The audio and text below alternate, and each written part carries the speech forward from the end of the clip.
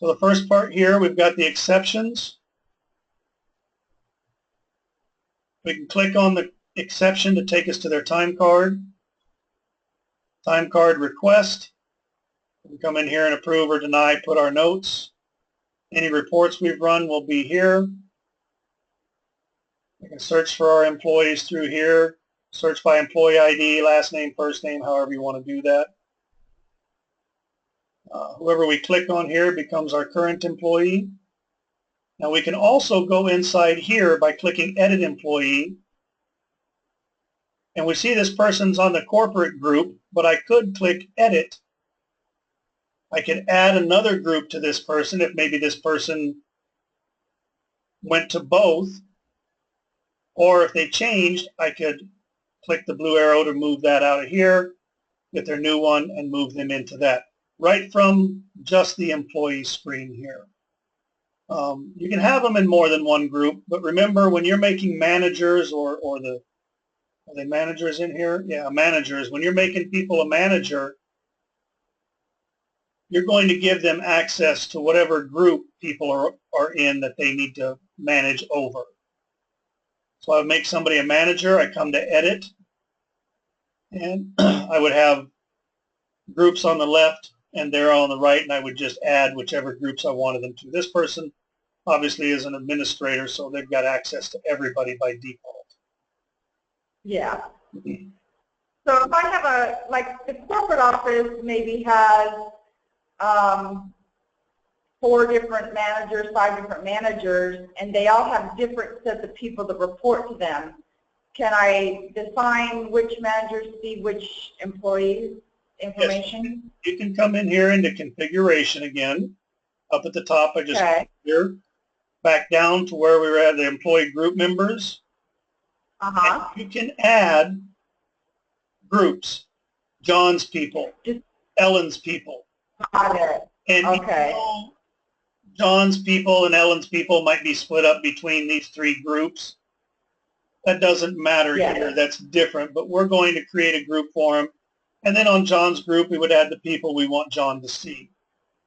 So when we go to John's, let's see here. Let's just say when. We're going to go and click Edit Employee. I'm going to scroll down. And of course I would choose somebody that's also an administrator. Hang on a second here. Yeah, she is an administrator. So, not. There we go. So to make this person a manager, we would click on our manager. We would click Edit. And if you'd already made a group specially for this person, you would click it over and move that over. And then anybody in this group is who they're going to have access to. And that's all. If you need to add a different group to them, maybe they're a secondary supervisor to scope, so you want them to be able to see scope and the RC Willie. Got it, yeah. Then you would give them that. You could do it temporarily and get it back later and take that away from them. But that's how you give your managers permissions to these groups. Can I, is there any way I can view what they're seeing to make sure I didn't mess up once I did something, or? You'd have to log in as them, change their password, log in as them, and then give them their account info and say you're ready to go. Because, and that's a good point, because what you'll want to do is log in as them, and then you're going to want to come up here to this little blue person, or the little person with the blue coat. And you'll do this for each of your accounts. Once you log in, you're going to click on that person with the blue coat. This is the personal settings. This is for the home page between here and here. This is the your employee home page up here. So that's what it's referring to there. We'll go back here. And you can hide things, or if you've hidden things by being in there, if you click on the little X next to it and that closes that section down, you'd have to come into your personal settings, come back and maximize. Timesheets, default week. When you log in, What do you want this section to display, the current week or previous week? It's up to you. That's a user specific. Everything in here are user specific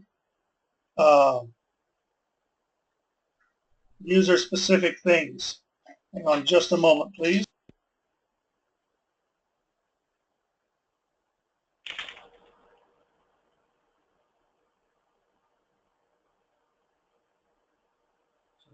A lot of that looks like default stuff. You just kind of leave it there. Yeah. Yeah.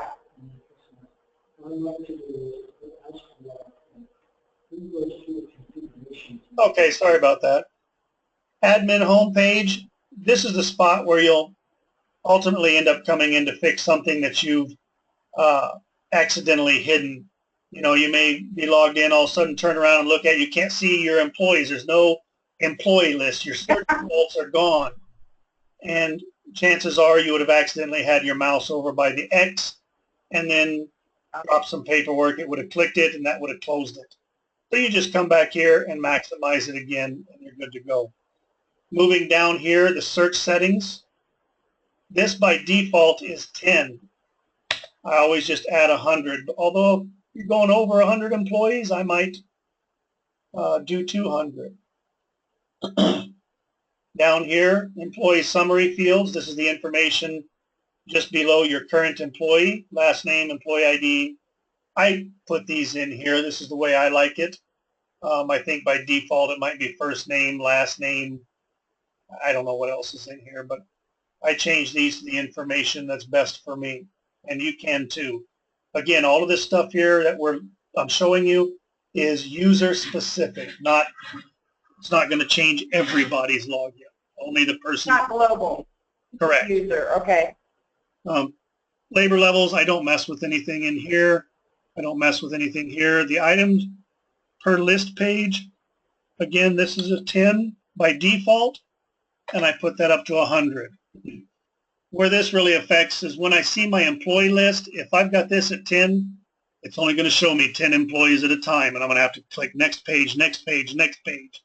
So I make sure that this is on 100. Status board, that by default is 20. I just go in and add a 0. This stuff here I don't mess with. Formats, whether you want 12 or 24 hour, decimal or minute hour.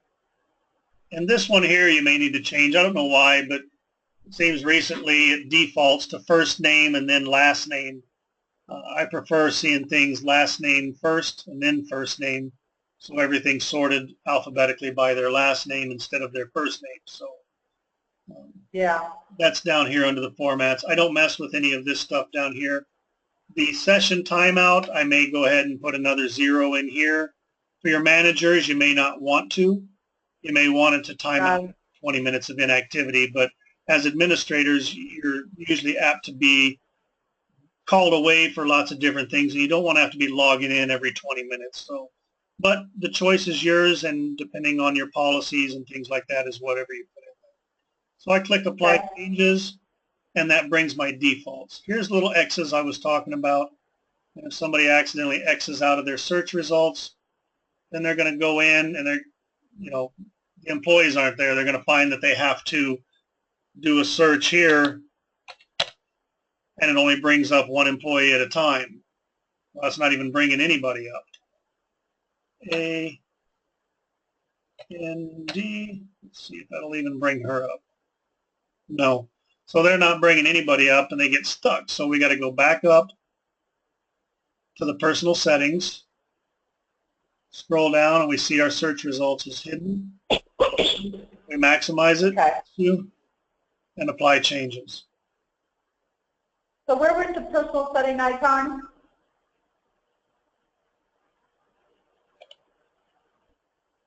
There might be a delay on our end, so I just wanted to know where the personal setting. So at the very, very top? Up at the very top. Oh, person. Okay, so if I want to do somebody's individual little settings just for that one user, I do that, person. Okay, got it. You have to be logged in as them. Right now we're I have logged to, and, as Lori, so any changes we make in um, personal settings only affects Lori.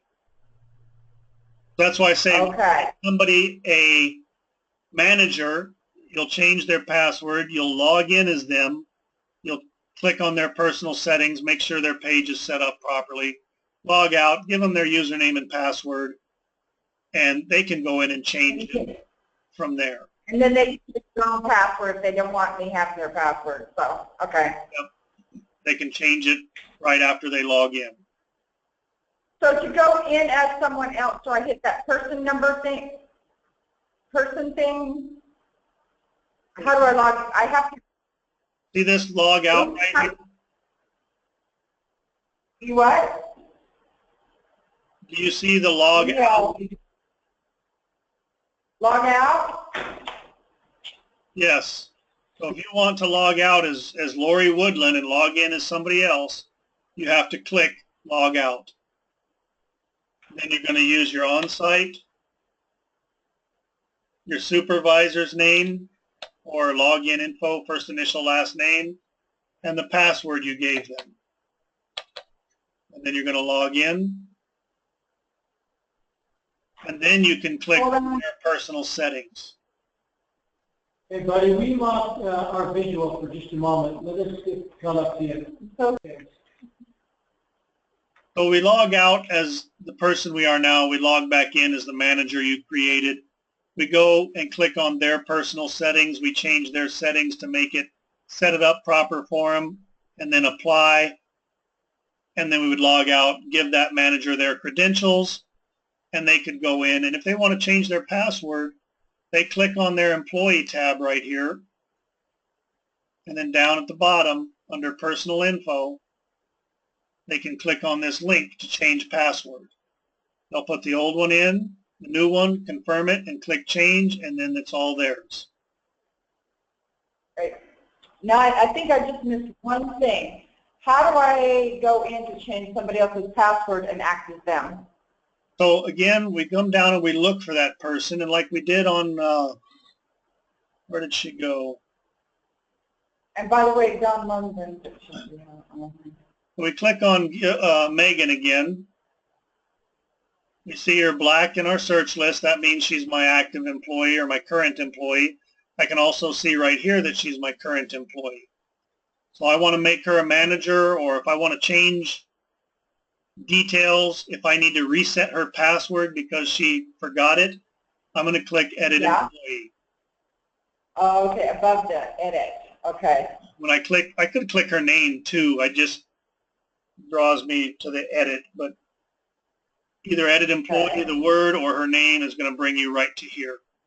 I'm going to scroll down to her web access, and I would click Change Password, and I could change that to whatever. Make her a manager. We do manager. Then we've got to let them manage a specific group.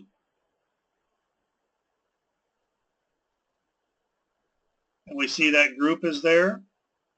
And if everything looks good there, we would then click Apply. Got it.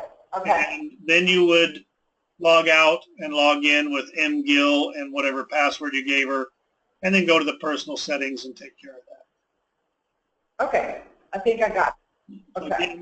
And that's in, you know, you click on any employee, and I can click Gil right here, her name, and it brings me right there. Or I can click Edit Employee, either one. They both go to the same place. Okay. Timesheet, their schedule, I don't know, are you guys using schedules? We have not, but is it good to have is it good to, when they're requesting time off, is their schedule like need to be built in the system? What's recommended? The one thing that the schedule is good for is tardies and absences. Some people, their benefits are dependent, you know, holidays, I should say, are dependent on whether they worked the day before the holiday or the scheduled day after the holiday. Scheduled day before, scheduled day after. If you've got stuff like that, then you need a schedule, but otherwise the schedule is not important. Again, if you have a schedule, you can run reports to show you who's clocking in early or late or who's absent. The schedule is basically template driven. So you could go in and create a Monday through Friday, 8 to 5, and apply it to those that are on that shift. And then you can make other schedules and apply it to those that work those. But if you've got people bouncing around a lot, it can be very cumbersome to try to keep up. They do have an express scheduler if somebody wants to have a schedule in there, and they want to go through and make it out each week. So I could do here 7A, 4P, and do Thursday, Friday, Monday, Tuesday, Wednesday. And I don't need it in Sunday. I don't need it in Saturday. So now I've created a schedule for this person. I could come down and do the next person. When I'm done, I click Apply Changes. And that would set their schedule for these days. I don't have to go in and create templates. I can come in and change this. I could put it 7:30 and the letter A, however I want to do that. So that's part of the schedule there. The other scheduling is under Configuration and Schedules. We would add a template.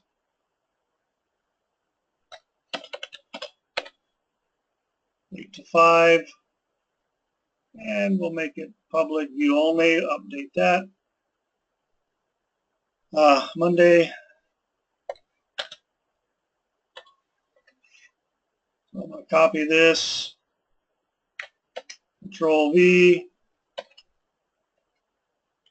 I'm just being lazy. Not everybody's schedules are this easy. So I've got Monday through Friday. Now, I didn't put anything in their labor level, so whatever you have given them for a default labor level, which would be department or job or something like that, that's where the time is going to go. But maybe on Tuesday, this person goes to location 1, department 2. So I can put that in there so when they clock in, their hours go to this location in this department. Then I come down and click Update Work Times. And now I have a schedule. I can assign multiple employees to this schedule. So I click on it. I click on one name, hold my control button down on my keyboard. Oops. Click on others. And then I can click this arrow to move them across to assign them to that schedule. So once it's set up, if that's the easy way you guys do things, that can be set up and done. And once it's created and set up and in place, it runs fine as long as you don't have any deviations. If you've got deviations, then you would need to come in and move employees around. But again, that is really for running reports to find out your tardies and your absences.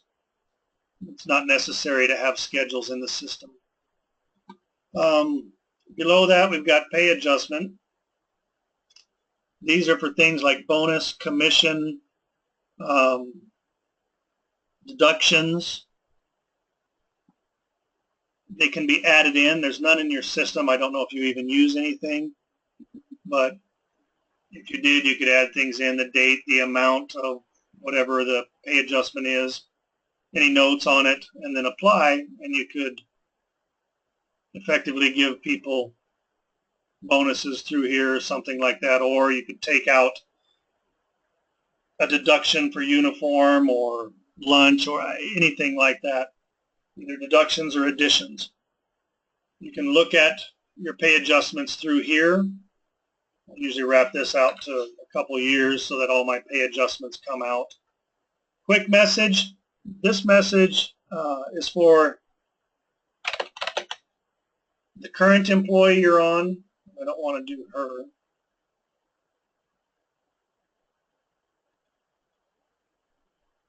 or you could do it to those in your search results or for all employees.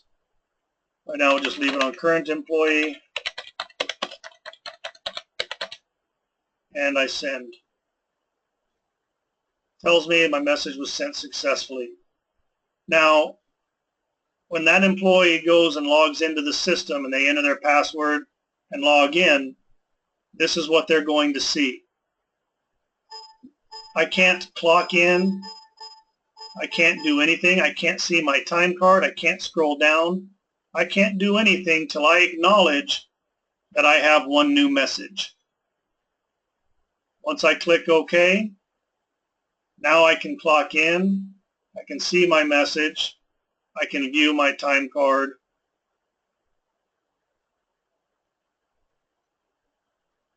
Do whatever I need in my employee page.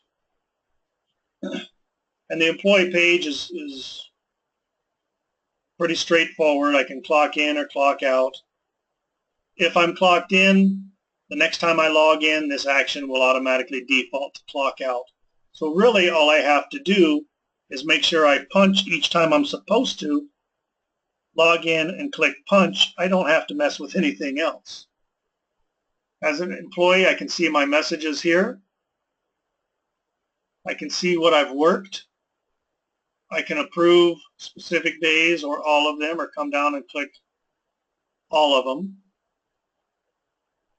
I just click save. Is that approving them? What's that? When you hit save, is that approving them, or When I hit what save, is that? when I hit save, Oh, so that's saying those are my times or something, right? I'm saying that I approve, as an employee, I have looked at my timesheet, I have looked at my hours, I agree with it, and it is accurate. Okay, and let me ask you this. Did we need to update the exempt versus the non-exempt system? Because this is me, right? Yes. I'm exempt, so my time, I shouldn't even have a punch, right? Well, I put them in for you. But technically, if you're With the schedule, with that 8 to 5 schedule, is that what you mean? no, I just added these punches in last time we were playing with it. Last time we were playing. Oh, this is just a sample. But yeah, going forward, will I be reset to be an exempt employee, and all the exempt employees not have to clock in and out? Well, you may have to go through and make employees exempt. Just because you're non-exempt doesn't mean you have to clock in. Okay. So, question, this is a policy decision for you guys, Lori. If Lori were an hourly, do you want them to go in and approve every all these, or does the system just track it automatically? In other words, when you clock in the morning, whether you've got a schedule or not, you swipe your card.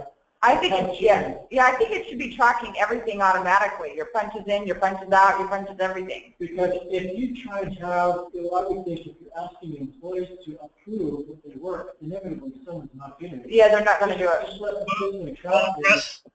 We'll address that in a second. Sure. It's just. Oh, we'll get to that. Okay, we'll get to that. Okay.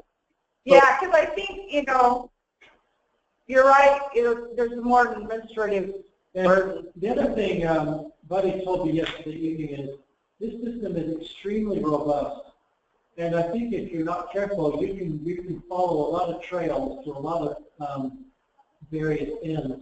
And Buddy, maybe give us some counsel from your experience, but I would guess there should be wisdom in learning the basics, get it functioning, and then as a secondary step, explore what else it might be. Yeah, you can branch out from there. So moving on a little farther, so we're still on the same track on here. Just imagine that this is, Joe hourly employee and not Lori. Got it. I'm approving my time here.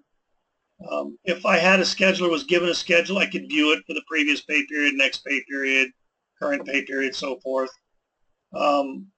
If I was given permission to be able to add things, this is for like tips for employees or maybe mileage, but we can X this out of here where I don't even have to deal with that. And X this one. So that's gone. Now the next thing I've got here, I've got my benefits. If you're using the system to track their benefits balances, their balances would be here. They can go ahead and request whatever type of time off categories you have. They would do a date range, 6 to 625, 8 hours, any notes here, and apply. I can see I've already got one request in that's pending, and here's the other one that's pending. If my supervisor approves it, there'll be a green check mark. If the supervisor denies it, it'll be a red X. So that's all there is to the employee page here. Got it. That's, they can't go in, they can't change their times, they can't change anything. They can delete a request before it's approved, but if it's been approved and they try to delete it, they're just deleting it off of here. The only person that can delete something out of the time card is a supervisor or administrator. Their status tells the employee whether they're in or out, last time they punched, and the current time. That's all there is to the employee page here. Very simple, very cut and dried. Again, all they're going to do is make sure their action is what they're supposed to be doing and click punch. You don't have to have them approve any of this. These don't even have to be here. If you want them to, then the ability to do so is there. This is controlled through a policy in the configuration. I'm going to configuration, payroll policies. I go back to the employee settings and allow employee timesheet approvals. I could take that away from them. So it's up to you on how you want to do that. Do you have to do that? When you click that, is that for everybody? Yes, everybody that is assigned so this. Clicking you bumped into everybody. Okay. That's for everybody that is assigned to this specific policy right here. Right now, you only have one policy, but you may put another one in for part-time. You may have one for salary. But I'm just in a single policy. And when I make changes in here, it affects everybody that's assigned to that policy. When I click on members, it will affect everybody here that's a member. Okay. Thank you. Yeah. Buddy? Yes. Question. Who normally goes through with the client to set up all their configurations? I imagine, is that usually someone at one source working with on-site, right? Do we ever have you do that, or who does that? I've been known to do it, but it depends on Rob. That's part of his setup, and it's up to him whether that's something that he would have us do or not. Okay, I'll check with Rob. Okay. So scrolling down a little bit to the employee, and I'm going to go over to what we were just talking about on that employee page. I click on Edit Employee. Right now, Lori is hourly. I make her salary. The only real difference this makes is when I run reports, I can choose to see only hourly people versus hourly and salary. It's a switch is all this is. Over here, I would make her exempt. What this means is if there are times if the salary person is required to clock in and out, by making them exempt, overtime would not apply to their time card. And normally all salary and exempt is what's in here, but be aware there is a new law regarding salaries and the amount they make versus whether they are exempt from overtime or not. So salary exempt. For all my salary people, you'll have to go in and do this while you're checking start dates. Then right down here, allow employee to clock in and out through the web. If you don't want the salary to be able to clock in and out from their page, you can just uncheck this.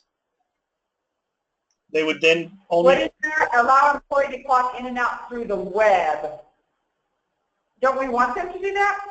Yes. They're a salary person, and you don't want them to. Oh, allow them if they want to, that they can. Okay.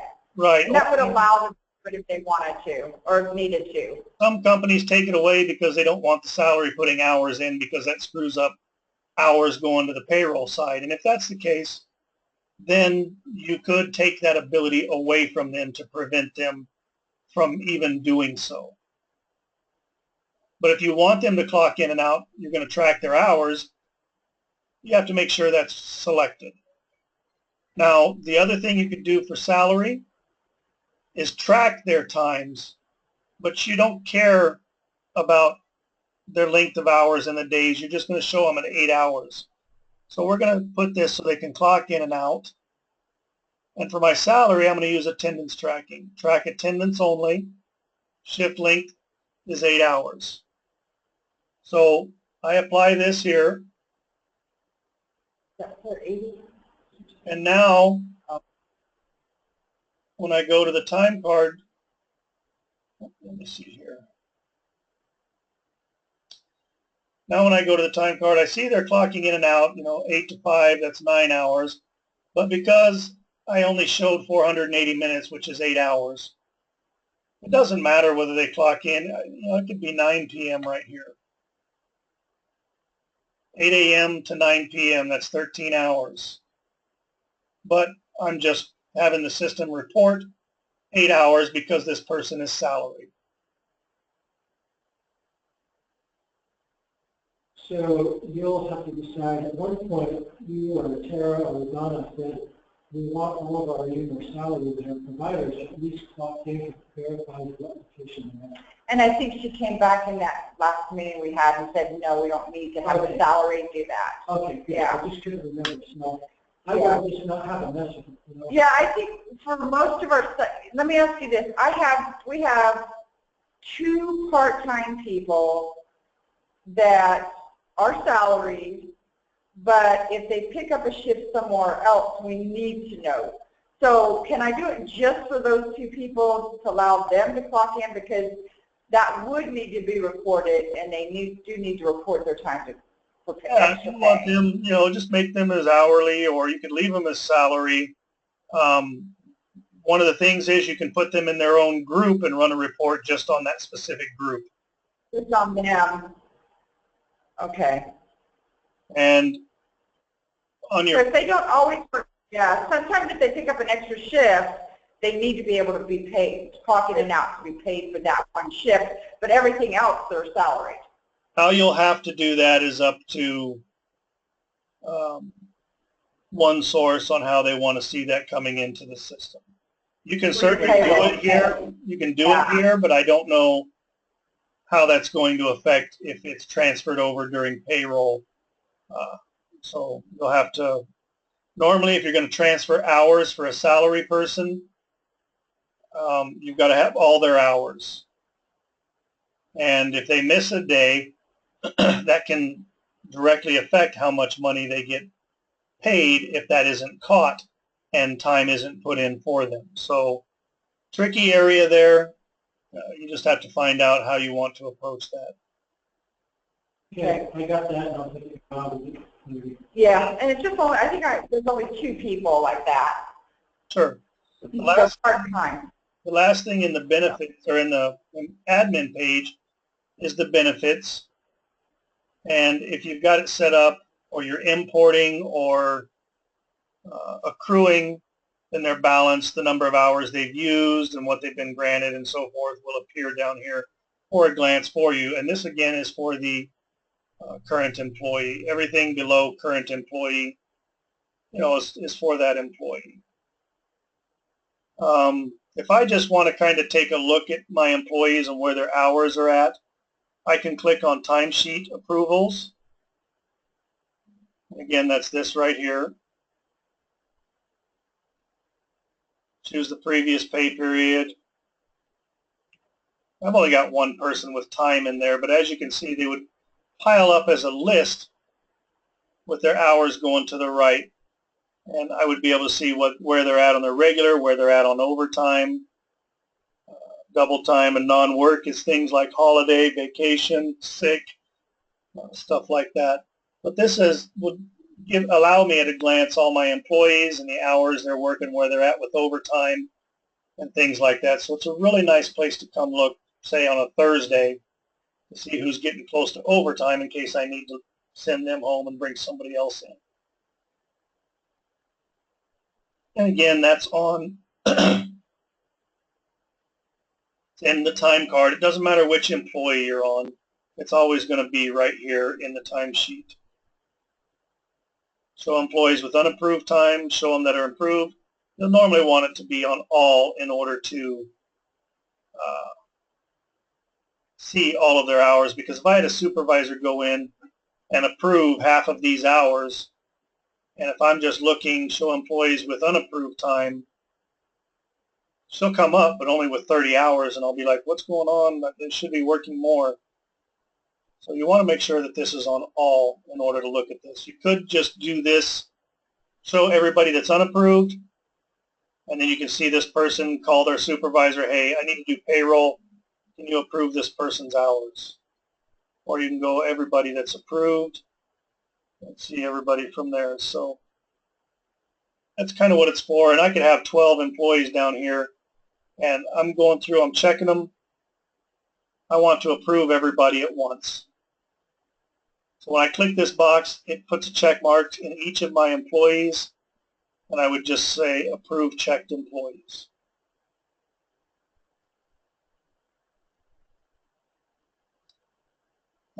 I go back to Lori's time. And I can see the check mark now. She's approved. The green one is from the supervisor. Or I'm sorry, the green one is from the employee. And this one is for the supervisor.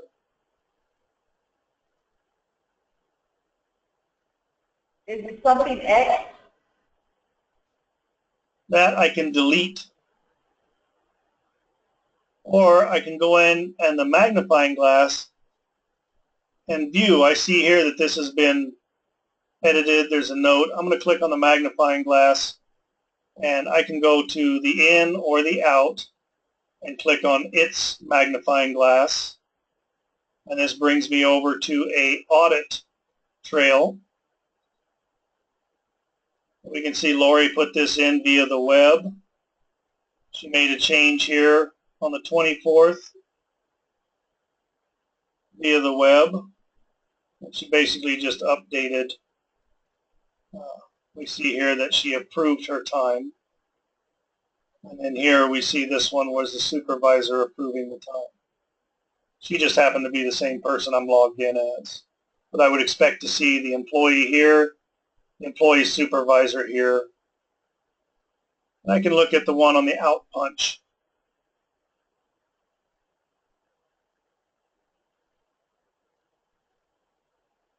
My little notes over here, this tells me that the transaction's been modified. This tells me the note that's applied that the supervisor filled out in the transaction. If the employee added a note when they clocked in, that would appear over here, and I could mouse over it, and it would show me the note also. If I need to adjust something in here, I'm going to click on the magnifying glass.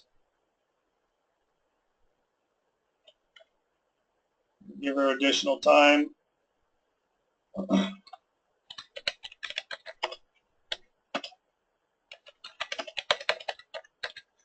Stop by post office and apply.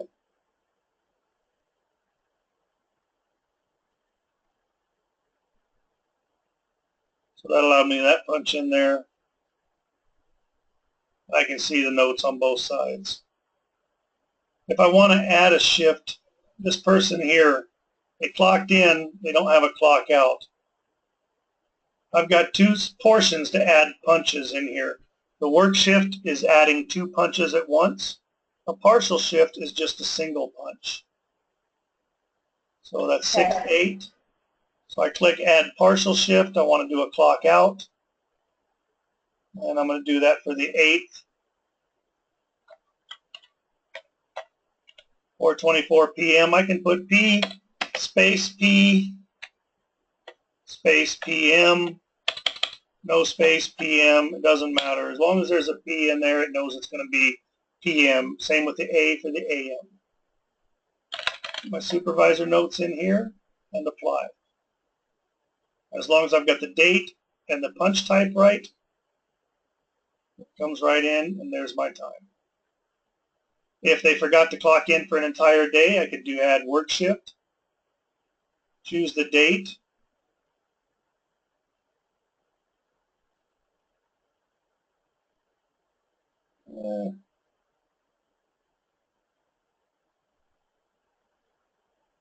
my print is so big, it's having a problem when I click on the calendar. Okay.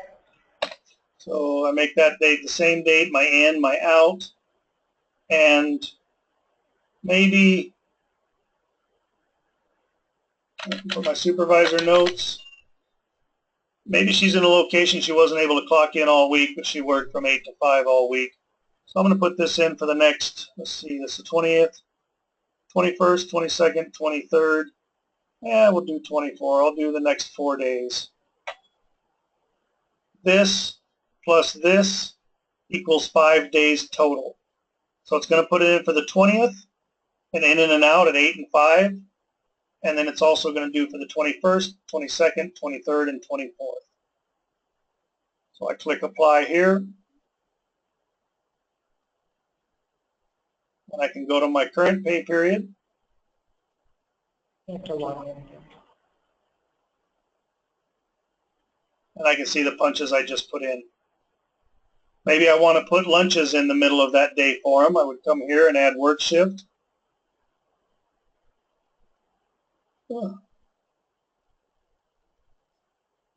20th,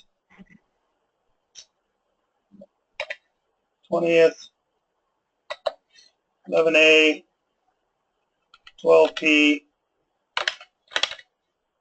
I could actually come and use miss punch in, miss punch out from the drop down if I wanted. Include for the next 4 days and apply. And that'll insert the wrong things. You got to be careful when you do something like that. I'm going to edit this. I should have done start lunch and end lunch, but I didn't.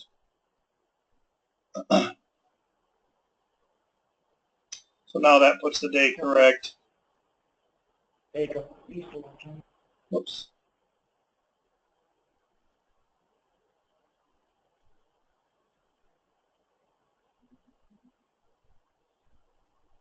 And you kind of get the idea here. I'm just editing. I'm clicking on the magnifying glass and I'm changing what's wrong and applying. So, buddy, we're coming up on our hour, and sensitive to your time and the team here. Where do we go from here? Is this just to get started? Yeah. Well, it sounds like we need to probably configure everything and make sure everything's in there right. Is all our data already loaded? Yeah, so the data was loaded in. I'm concerned that we saw down the limbo there, which means that we may have not cross-checked it with the same. We can't look at any reports or data on your people because there's no data. So that's why I gave you the demo account. You can go in there and look. So I encourage you to go in and play around. Okay. And then maybe some days after your employees have started punching in and out, like last July 7th, 8th, or 9th, let's get together and just look at it together. Okay. On their data. Yeah. Now, is this demo account what we're thinking of having all the employees do to learn how to do it? No. Okay, that's the employees is very simple. As I said, we'll do a little test. I'll show you this here, but I did have one other area that I needed to show you, and that was under reports. Reports are fairly easy once you get into and running them, and once you have data, you can get in and run them. For instance, an employee time card report, I can go ahead and name it whatever I want. I'm not sure our screen is tracking. We're still frozen back on. I click on my reports link right up here. And we'll just do an employee time card report. Oops. I can put a name in here to name it so I know which one it is. Maybe I want labor level 1 or 2 to come in. Signature lines, page break, custom text. Everybody, or I might just choose specific groups. I don't really mess with the labor level filter, but you don't have any in there. If you did have the department set up, you could have it do all this and then even narrow it down by filtering it by a specific department or location. But I like using the groups and allowing the groups to do the filtering for me. Sort it by employee, last name, ascending, PDF, Excel. Right here, extra filters. Remember we talked about salary and exempt. If I want to see everybody that's non-exempt, and whether they're salary or not, only non-exempt people are going to come in my report. If I go salary non-exempt, or I mean hourly non-exempt, then I'm only going to see my hourly non-exempt people. If I do have non-exempt salary, I could run my report for just the salary non-exempt. And even though I've got all the groups checked up here, because of these filters, the only people I would see are the salary that are non-exempt. So that's kind of what these are for here. Whether or not I want to choose inactive employees. This right here is just looking for the pay period of the policy.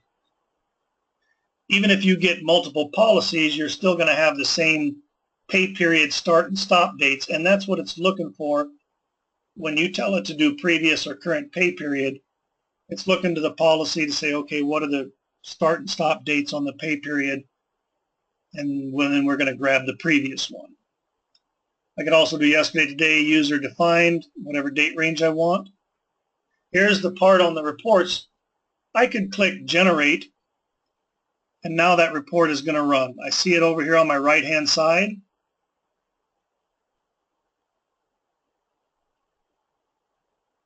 And it's now complete.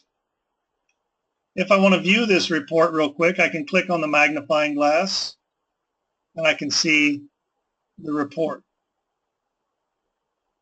If I need to make changes to this, or say next pay period, I want to run the same report. I don't want to delete this. If it's a report I'm going to run over and over and over. If I do, and I come down here, I've got to fill out all the information again. But if I just want to run this again, maybe I went to the time card and changed somebody's time. Now I want to come out and run it. I click on it. I go down to the bottom and click generate, and it's running it again. It's actually putting it in the queue. There we go. It's done. So I can click on it and view it. Yep, it's corrected. I'm good to go. I leave it here, and then next pay period when I want to run that report, I come back here, I click on it, I go down to the bottom, I click generate, and that runs my report. That way I don't have to choose it from the left-hand side, redo all of my options on the inside.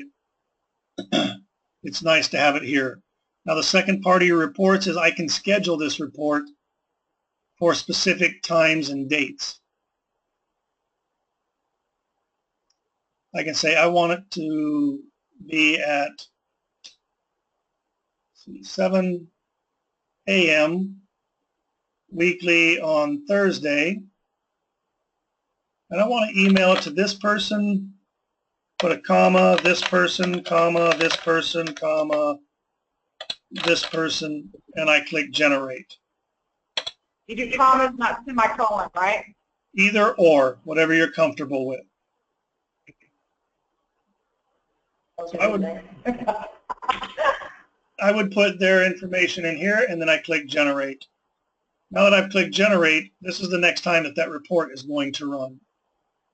At 7 a.m. on the 30th, it'll run that report, and it'll email it to whoever I put in there. So that's the reports in a nutshell. I just want you to make sure that when you run a report, before you delete it off of this site, ask yourself, is this something I'm going to run again next week or tomorrow? And if it is, don't delete it, and you can come over here. You can name them. There's a lot of different types of reports here that you'll be able to run once you have some data. From your home page, I can scroll down here to my generated reports, and I can see all those reports.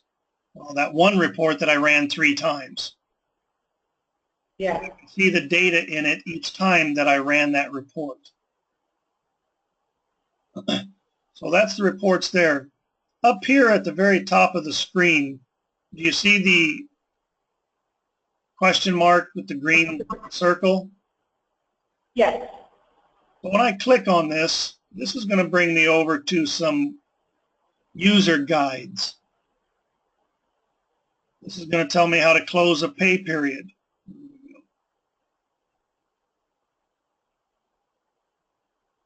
It should run me step by step on how to close my pay period. Status board guide, just different little things in here that you can go in and look. Employee how-to guides, how do I clock in and out? It's got a nice little sheet here that explains exactly how to clock in and out. How do they view their hours on the time card? Shows that. So those can be here. I could print this out right here if I wanted, or I could download it, save it, and email it if I needed to. The entire product manual is right here. So that's a go-to place to get help, self-help in here. So that's the meat and bones and the basis. There's a lot in the configuration that you'll want to do. Your holidays. You've already got a couple holidays in here. You need to add your holidays each year. We don't want to add another list up here unless maybe you've got one group of people that get 4 holidays a year and another group that get 11. Then you would have 2 groups and you would assign the people that got what holidays to each. But every year, and you're only good to July 4th here, so you've got to come in and add whatever your company holiday is next. Maybe it's in September, and then Thanksgiving. So you'll have to add your holidays in, and again, that's configuration and holidays. Okay. Pay types. These pay types here you can come and put in. These are basics. Work, vacation, sick, personal. If you don't use personal, what I normally do, because you can't delete this one, you'll notice it's blocked out. But what I would do is just put a Z and then put do not use. That way alphabetically it goes down to the bottom, and when supervisors are going in and giving vacation or something, they're not seeing do not use appear under the D's. You can put anything in here. You can see the different things it can be used to or for. You can even put things like doctor appointment, absence, approved absence, non-approved absence, no call, no show. Anything you want to track, you can come in here and do that. And then from the time card, we've got the add non-work shift here. And you see here, these are the different things. So if you wanted to track no call, no show, it would be in here. You would choose it, the number of hours, the date, and that one would likely be unpaid. So this one's kind of like the partial shift, except you normally use it to give somebody vacation if they haven't approved it and you need to manually enter it. Mass transaction editor. This allows me to do a single thing to multiple people. So I could clock 14 or well, these employees out on maybe a Friday.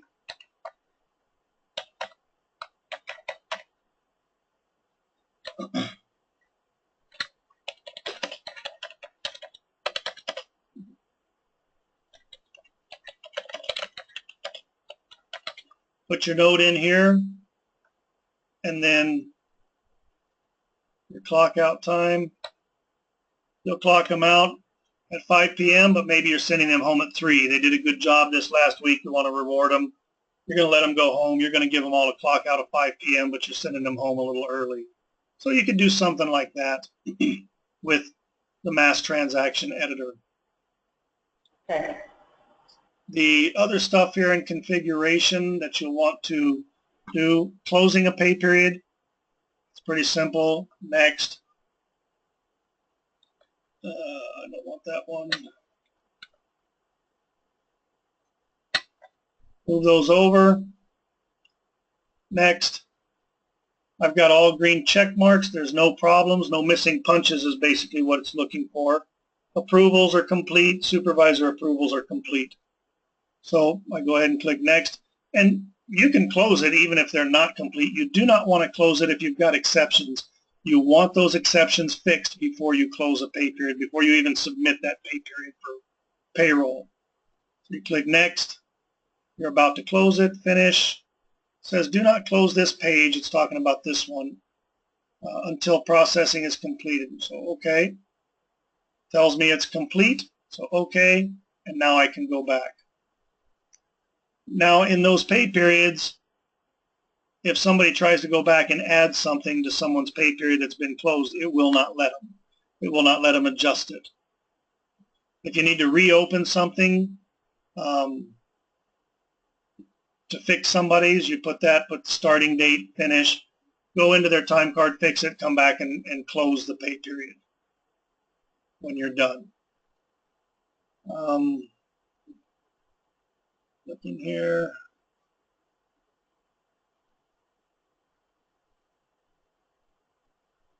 You got your group members, your labor levels, set up labor levels. I didn't see any in the system. I've got labor level 1 and 2, but there's nothing in here. Do you use departments? Yes.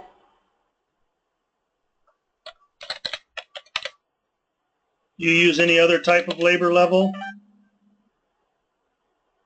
Like job, step, task, location, anything like that? No, not the department. Just department? Well, we have department and location. You have location? Okay. So I put these here. What exactly do you mean by labor level? Well, labor levels are the various things that an employee does. So a department is a labor level, a job would be a labor level, a step, a task, an operation. So for instance, in my labor levels, I might be assigned to the janitorial department. My job is a sweeper or custodian. My task is a sweeper. You know, I can just break things down using labor levels on exactly what this employee does, and you can really go down and have the employee, you know, every time they change their task or their location, and you know, have them change all that to better track where your hours are going. That's all a labor level is. I think they do like to know sometimes what location they're at for billing purposes. When they clock in, it takes care of it. But that's when they clock in. So we would need location here. The departments will need to be entered. Test and the code and save. That brings it up here. You'll need to also go to location. I don't even know why that's in there. So, buddy, I think Larry was just saying we'll probably pass on this feature this time, but we're going to, maybe as we become a more mature user, we can explore this phase 2. That's fine. Labor level. So what is the Synergy clock in? What is that? Is that Synergy clock configuration? This is for a clock itself, an actual hardware clock that you swipe in and out on. You guys don't have one, so it's basically we don't need to do anything with it. It doesn't apply to us. Okay. Yeah. A lot of the stuff in here may or may not apply. Hardware, that's not going to apply. You're not using the custom personal information. You don't need to use the new employee defaults. Right now, we're not using shift differentials. So, stuff in there doesn't really apply. The main stuff you're worried about are your payroll policies, your holidays, your groups, and then at a later time, your departments and locations. Is our PTO policy in another system? Right now, Our that's accrual policy, under Prism. that's under a different system. Okay. Prism is the other system. Yep. Okay. Your status board, the last part here, this shows you who's clocked in and who's clocked out. So obviously everybody's clocked out right now, but it would also tell you the last time they clocked in or out, which is right here. So that's, I think, enough to get you started for right now. Okay. All right. Josh, do you have anything else that we need to add? No, buddy, you've been awesome. Thank you so much. We'll probably have a few questions, but this seems very adequate to get started. All right. Well, you just let me know when you need any assistance, and when you get done there and get a chance, let me know where we can get the recording sent for you to be able to use as well, okay? Okay, and then on the Wednesday the 29th meeting,